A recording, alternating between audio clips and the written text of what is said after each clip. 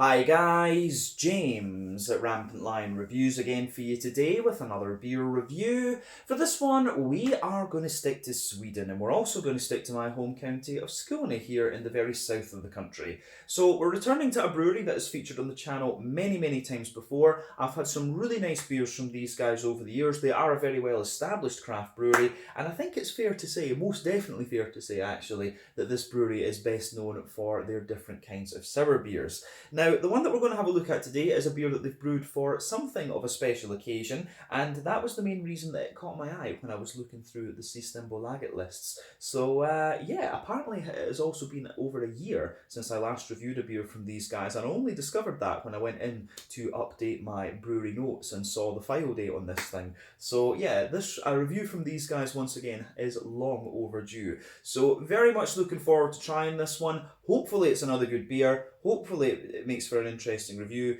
and as always, I hope that you guys enjoy my take on this one as well. So yeah, for this review then, we are going to go a little bit to the north of me here in Lund to Landskrona, where I used to teach, of course, and we're going to have a look at another beer from Brekeriet. So this particular beer is called Tio, or 10 as it would be in Swedish, and this one comes in at 6.5% ABV, and it is their 10th anniversary beer. So yeah, kind of crazy to think that Brekeriet are 10 years old now.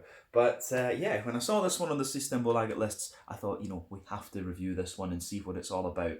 So yeah, this should be really interesting. This beer, incidentally, was released as part of the Lokalt Smuskeligt assortment through Systembolaget for September of 2022. But let's crack on and see what we have then. So, as always with my reviews, I'll tell you a little bit about the brewery before we taste the beer. If you want to get straight to the tasting, just fast forward. All the usual links are in the video description below. That's the brewery website, the link to my other reviews that I've done from Brekeriet before, and we will no doubt add more to that list in the near future. I'm not going to leave it another year before we review a beer from these guys again, but there's all the usual social media down there. If you want to see more reviews, do please consider subscribing to the channel. You can of course check out the playlist of beers from different countries. You'll find this one in the Swedish list, but if you are interested to see more reviews, please do consider subscribing, and the support you give the channel is hugely appreciated. So anyway, on to my brewery notes then, to tell you a little bit about Brekeriet then. So, Brekeriet were originally based in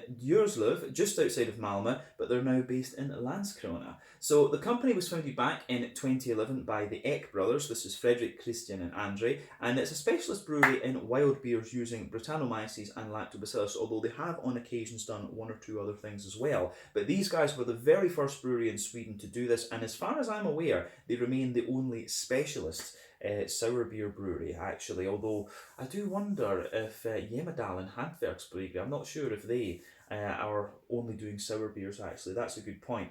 But the original brewery that they had was based in the old brew house in Djurslöv, which was apparently a share brewery for local farmers once upon a time. But they brewed their first beers there in 2012, and this brewery had a very modest capacity of like 500 litres per brew, and this gave them a yearly output of 38,000 litres. But since 2015, they've been brewing in Landskrona, and this facility can brew 20 hectolitres per brew. They now have a fermentation capacity as well of around 80 hectolitres, although that figure might well be a bit old, so take that with a bit of a pinch of salt. But initially, they were producing their Wild Bunch non-sour beers continuously in Landskrona, but they brewed their Sour Patch mixed fermentation ones and specialty one-off beers in Djurslöv for about a year and a half before all of the production was moved to Landskrona in 2017. And this was when they created a separate area for mixed fermentation, using different yeasts, if you like. But they also have the Wild series as well, which you've seen on the channel a few times. These are their barrel-aged beers, and these use a variety of different yeast strains. And in 2020, they actually started distilling as well, and they released their first products from the distillate range in the latter part of that year. I do still need to try some of those. If we go back though to 2014, Brekeriet actually caused a little bit of a stir because they withdrew completely from Systembolaget in Sweden because they cited the bureaucracy issues that there were at that time with the nationalised system, but they decided to focus on their exports abroad. But they made their return to Systembolaget in 2016. And they've been going from, they've released quite a few beers since that time, if memory serves me correctly. But as of September 2022, when I'm filming this review for you, these guys have produced 240 different kinds of beer. And as I said, these guys focus mainly on, they focus pretty much exclusively on sour beers. Probably a few of my favourites: Sour and Salt, Wrapped in Red. What's the one? There's a purple one. It's gone right out of my head. But yeah, those are probably my three favourite beers that I've had from them. Actually, they do some really really nice stuff, as I said, and they're just an awesome and very very interesting brewery. So yeah, that is all I can really tell you about Brekeriet for the moment. But like I say, one of my local breweries, they do some really interesting beers, and if you're interested in the old school sort of funky type sour beers, then Brekeriet are one of the ones that you do need to check out. So yeah, that's everything about this about the brewery for the moment. If you want to learn more, check out the brewery website, follow them on social media. You can check out some of my old reviews, and if you're interested in the different beers, I would recommend you look at the Untappd page. But yeah, let's crack on then and have a little look at this beer itself. So this is kind of interesting because the artwork you're seeing on this one is actually more what we would expect from the Wild series, the Wild series, the barrel-aged ones. But you can see that this one has the white bottle cap on it. When it comes to Brekeriet, sometimes you will get a black cap with a white B, and also the reverse, or the inverse, should we say. But yeah, this one, as we said earlier, 6.5% ABV. It tells you about the beer on the back. So it says, Tio is our 10th anniversary blend in which we have mixed young and old. A 4-month-old Saison is matched with a 4-year-old sour ale, both aged in oak fodders. Here's to another 10 years. But yeah, this one contains rye, wheat, and barley in the malt base, so this should be quite interesting.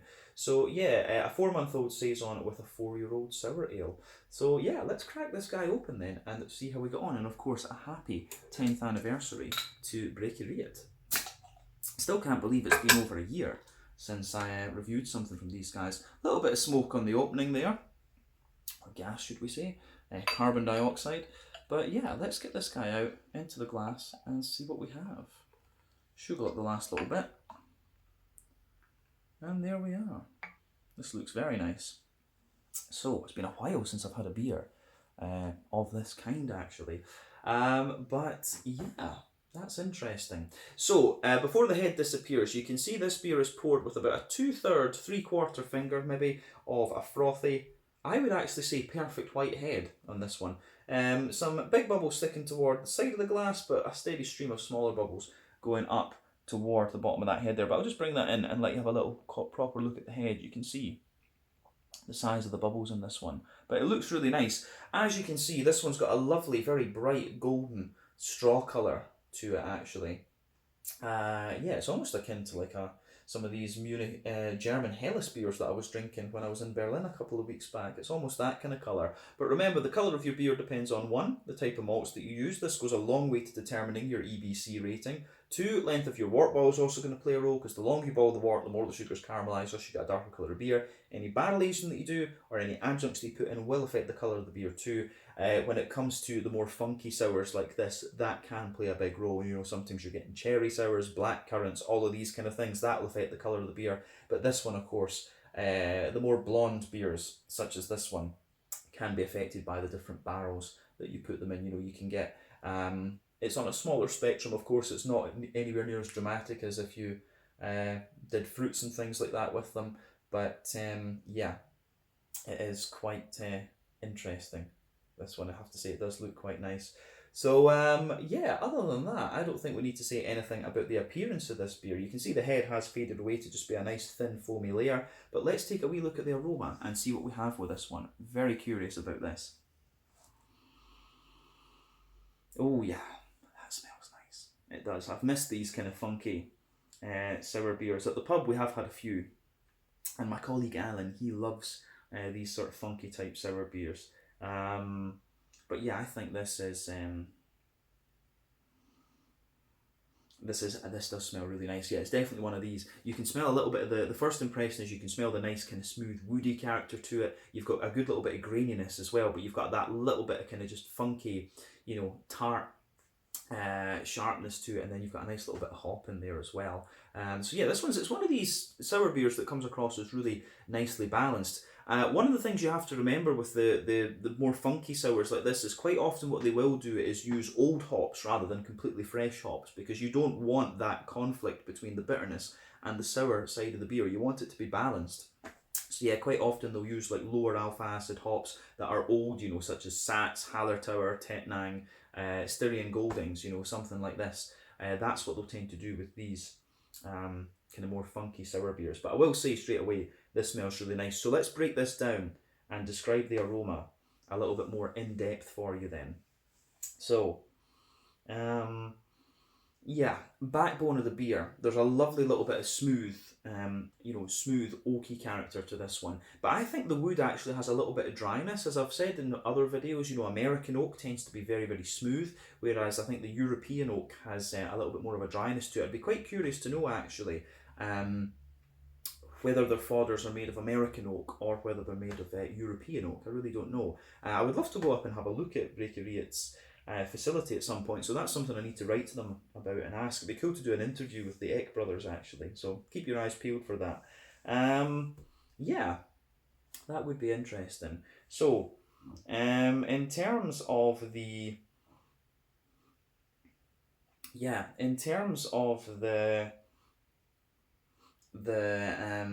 woody backbone, as I say, you've got that lovely little bit of smooth American oak. There is a wee touch of vanilla to it, I think. Yeah, and I don't think it's American oak. I think it might be European oak just because of the dryness. So there is a little bit of smoothness to it, but as I say, you get a bit of dryness. There's a little touch of vanilla in there, I think. But on top of that, you can smell definitely the rye is playing a role in this one. You've got this very kind of wholemealy, grainy, brown bready character. Absolutely, you know, some of that kind of wholemeal brown bread crust, which I really like. So yeah, a little bit of rye bread, absolutely, a little bit of white bread on top of that, and yeah, rye bread crust, rye bread on top of it, and you've also got that nice kind of you do get a little bit of the white bready character in there as well. This is very nice. The aroma of this is really cool. So yeah, it's just been a long time since I've had a beer like this. You can definitely smell the sort of saison-y elements coming out of this one. At the back of the nose, you can smell a little bit of the more yeasty character for sure. Like you get a little bit of this crackery, sort of woody, farmhousey type vibe. In the middle of the beer, there are little hints of, you do get little hints of like a slightly sweeter biscuity note or something like that. And you definitely get some white bread as well, which is most likely down to the wheat. Actually, I would definitely say that. Yeah, so aroma wise, this is really quite interesting from that perspective. Yeah, definitely a little tiny touch of like a very slight butterscotchy and kind of biscuity note in the middle of the nose there. But I think that's everything we need to say about the malty side of the beer and the yeasty side of things. I'm sure we'll get more of it out of the flavour. But yeah, when it comes to the hoppy side of this beer, there is a little touch of kind of earthiness in there. There's a little bit of herbal character as well, but I'm still getting quite a little bit of a kind of floral note out of this one. We have to remember when there's a 4-year-old beer in this one, a lot of the hops out of that will have dropped out just because of the sheer length of the aging process. But with the 4-month-old season, you will still be getting quite a bit of hoppy character out of that. And for me, you do get quite a nice little bit of like floral brightness to this beer. If I was guessing, I would say that it's maybe like Czech Sats that's in this.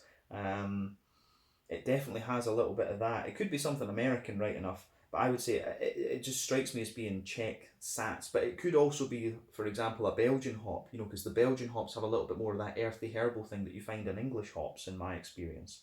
So yeah, it could be, I would say Czech Sats or maybe a Belgian grown variety, I don't know. But yeah, it's got a nice kind of grassy, there is quite a little bit of grassy, zesty character coming out on the hoppy side of things as well. But yeah, bit of earthiness, bit of herbal character. But this one, the green component really leans toward that more grassy, floral type character. Yeah, I think that's the green component kind of gone through. But yeah, on the fruity side of things then, for me, this one is interesting. I get a lot of kind of fresh green apple out of this. There's definitely a bit of that sort of lemony, citricy tart sort of thing. That is nice. But yeah, a bit of a lemony, citricy tart sort of thing. Which I do enjoy. Maybe a little bit of a peary note underneath. It's actually quite bright and quite sharp. So it's like I say, fresh green apple, a little bit of a kind of lemon limey thing. But yeah, maybe a little bit of a slightly more oily pear or something like that sitting underneath. Yeah, it's almost kind of cider-like actually in its fruity character. But it's interesting nonetheless. This, as I always say, take a little bit of time to just ponder over the aroma. before you get stuck into the beer. But yeah, let's crack on with this one then and see what we have. This should be really interesting. So yeah, this is the TO 10 in English, the 10th anniversary beer of Brekeriet in Landskrona, a 4-month-old saison blended with a 4-year-old. Just a 4-year-old sour ale. Let's get stuck in. Slange, skål, cheers, happy 10th anniversary, gratis to Brekeriet. Slange.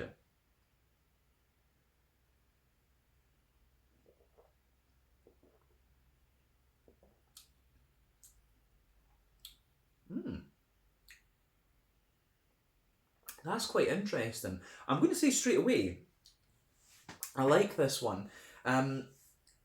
That's actually a really, really nice, just drinkable beer. And I've just remembered the other one I was thinking of earlier was Purple Rain. Purple Rain wrapped in red and sour and salt. Those are probably my favourite beers that I've had from Brekeriet, but back in the day, Swedish Ninja was another one. But the thing that stands out to me about this one is this is just really nice and really drinkable. I don't know how easy it would be for them to replicate this beer. I mean, like blending a 4-year-old sour ale with a 4-month-old saison. That's a bit difficult, obviously, to kind of replicate that. But what I'm getting at is that this, if they could produce a beer like this as a regular one, a sort of core range beer, and they probably have, there are quite a few Brekeriet beers out there, so I've probably missed it. But if they could produce a nice golden ale like this as a kind of core range beer, one that they do all the time, that could be a really interesting one for them, actually. I'm sure, these guys are obviously, very experimental and things like that. But to have a kind of core range beer like this, I think would be a really solid move for them. It would allow them, having something that could potentially be a little bit of a cash cow like this could let them experiment and do all the crazy things and stuff like that. But I mean, obviously they've been going around 10 years. They probably don't need to think about that. But that's just the thing that's in my head. Like, this beer is a really nice example. This one for me, if people ask me about Brekeriet, it's this sort of beer that would come into my mind. This is the sort of thing that Brekeriet are known for. So yeah, if they can make a beer like this that has a similar flavour profile, this would be a really, really good sort of core range, house beer for them. That's what I'm getting at with this one. This is very, very nice, and it just gives you everything you want from a Brekeriet beer. That bit of funkiness, the bit of woodiness, the nice little bit of fruity character, and a little bit of hoppiness. This for me, it's kind of fitting that this is their 10th anniversary beer, because it shows you what these guys. This is what Brekeriet's all about, basically. Yeah, but thumbs up to them for this.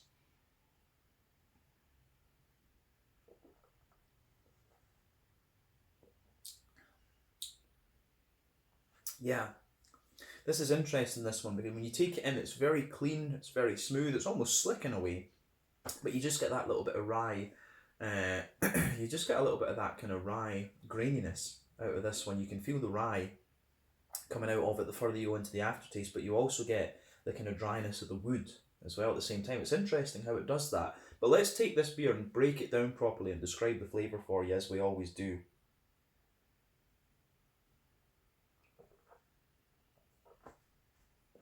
So, middle third of your palate then. Backbone of the beer, you can feel that the oaky woody character there is really quite smooth. It does get a little bit drier the further back you go, and then into the back of the back third of the palate, which I do like. But yeah, you can feel that spectrum there. But middle third of the palate, on top of that nice, with the woody character, you get a little touch. There's a wee tiny hint of something slightly sweeter, like a slightly nutty vanilla toward the front of that middle third of your palate within the wood, but that's very, very minimal. It's actually quite smooth rather than anything else. On top of that, you start to get, it's the rye that's giving you this, you start to get that really kind of crusty rye, you get that crusty sort of rye bread crust vibe to this one. It's not like a sweet rye bread, actually. It is more like a kind of dry rye bread, so you can feel that. You go from the smooth wood to the quite dry, crusty rye bread crust on this. So yeah.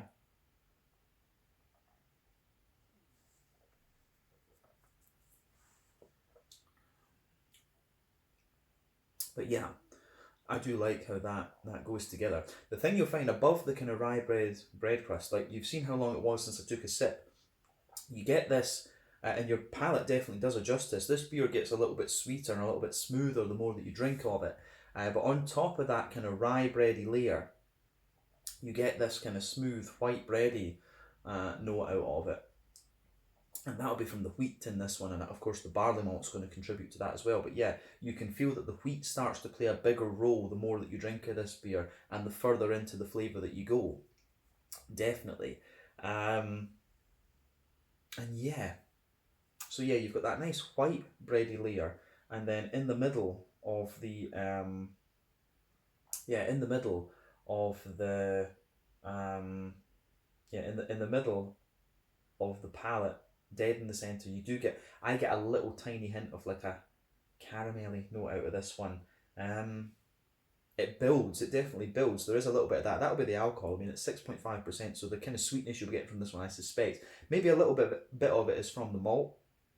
And in fairness, I do wonder, because there is a little touch of crispness toward the back of that middle third of your palate. So I do wonder, maybe there could be a little hint of a Pilsner or a lager malt in this one.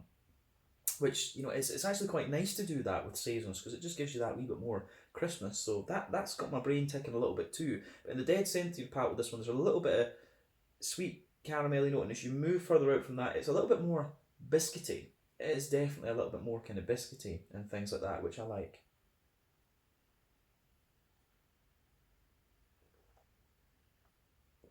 So yeah, as you move out from the centre of the palate, it's more it is a little bit more kind of you get a little bit of that McVitie's digestive biscuity sort of thing. So yeah, a little bit of sweet caramel, a little bit more McVitie's digestive biscuity as you go out toward the edge, and it is, as I say, quite nice, this one. So yeah, toward the back of the palate, the middle of that third of your palate, as I say, you get a little bit of this almost kind of Pilsner malty crispness sitting there, but you're also getting some of the more grainy elements of the rye bread and stuff like that. But yeah, if you go into the, I think we've covered the middle third of the palate. If you go to the back third of the palate, you can feel that the woody base is a good bit drier. The kind of rye bready notes are a little bit more, they're definitely a little bit more, again, grainy and things, and you can feel that layer of the beer is also taller. Above that, you get the wheat side of the beer as well, and the wheat has a little bit of bitiness, I think, on the back third of the palate too. Then above that, you start to get some of the more kind of saison-y, yeasty esters out of this one. It has got a little bit of that sort of farmhousey, crackery, very slightly woody sort of character. So yeah, on the back third of the palate, the flavour is definitely taller. Then, pardon me, as you come further forward, it just condenses down a little bit, which I really like.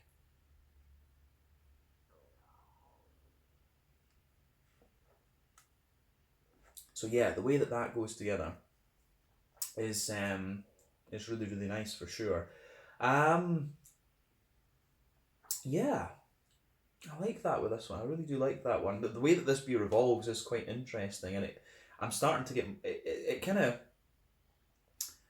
you get more of the wheat out of it, as I say, and it gets the way that the aftertaste evolves in this is nice too. You get the woodiness and you get some of the rye character out of it. I do like that about this one. So as I say, it gets a thumbs up from me.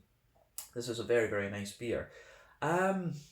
Yeah, I think we can go on to the hoppy side of things then. Back corners of the palate, and I will say this beer does have the kind of hoppy presence I expected from the aroma. You've got a nice little bit of earthiness in there, and as you come further forward, it's a little touch herbal, but as you push toward the front corners of the palate, it does have a little bit of a brighter floral note to it. Round the front curve of the palate, definitely a little bit of a lighter, grassy sort of thing, and it does have a touch of zestiness as well, which I enjoy.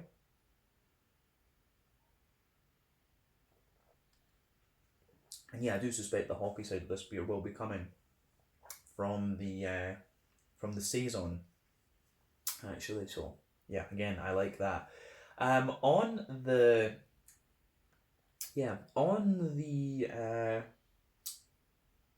fruity side of things, then the front third of the palate. So the border region between front third and middle third of the palate, you get a little bit of a bread crusty build up again. Then the base of that is a little bit smoother, as we said. So a lovely little bit of a smooth brown bready character, a little bit of woodiness in there too, but then on top of that you get that nice oily bubble where the fruity esters roll out of the beer, but you're also getting that little bit of impact fruit from the the yeast in this one. I wish actually, that's one thing that with Brekeriet, I do actually wish they told you what the yeast was in this beer. Actually, I had a look for that. I wish they would tell you if it was Brettanomyces or Lactobacillus, or if it's a mixed fermentation. So if the guys from Brekeriet are watching, I think that's something you need to put on your label so you can educate people more about the different yeast strains and all of this. Yeah, this one, the fruity side of this beer is interesting. So when you take it in on the fruity side there,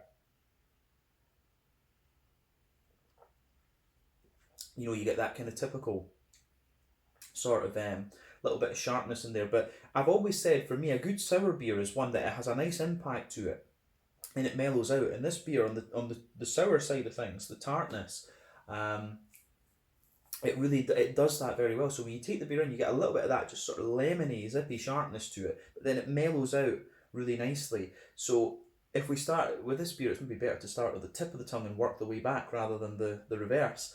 So yeah, when you take this beer in, just behind the front bit of the tongue, you get a little bit of that lemon sharpness coming in. There's a wee bit of an almost slightly limey character just on the very front tip of your tongue, but then it mellows out, and as you move further back on the palate, you get like a kind of, there's a bit of a fresh green apple on top and maybe a slightly more oily pear with a slight sultana to it underneath.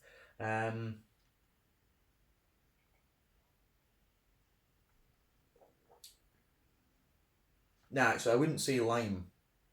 The front tip of your tongue is like the fresh green apple. The little bit of lemony zippiness from the impact comes in just after that, and it mellows out. But yeah, as you go further back, toward the back of that front third of your palate, yeah, it's more of an oily pear, and there's more of a kind of oily pear, and a little bit of a definitely a little bit of a, how would we say, like a little bit of a sultana type note to this one. You get a bit more dried fruit out of this beer the further into the aftertaste that you go. But needless to say, I've enjoyed this one, and this makes me miss Brekeriet. But like I say, with this beer, this kind of epitomises for me what Brekeriet do in their kind of raw form. Obviously, they add fruits and everything to a bunch of their beers, but if they could produce a beer like this as a sort of house sour or a core things, which they are definitely capable of doing, and they maybe have, I might have missed it.